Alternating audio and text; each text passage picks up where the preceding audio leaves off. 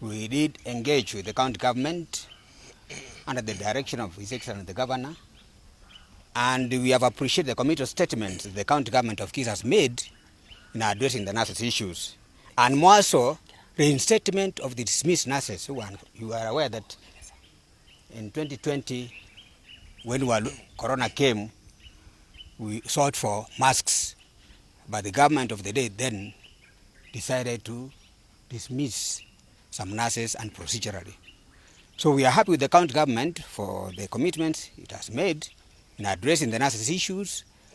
And as my secretary said, there is no nurse who will go on strike come forth.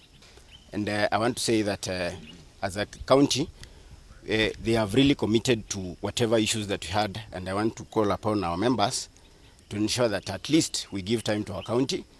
Because we have already signed an MOU so that we give our county time to look at it, and I'm sure at the end of it, all of us, we are going to be happy. Thank you so much. Looking forward, Monday, Tuesday, up to the end of the year and next year, business will be as usual. Patients will be treated, and all other people who are seeking services from our staffs. The union officials, we are saying that our members will continue to offer services in the entire county without any disruption, as we look forward for more engagement and push for implementation of what we signed today.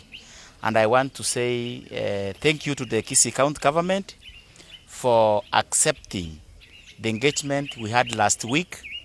We agreed and we have come today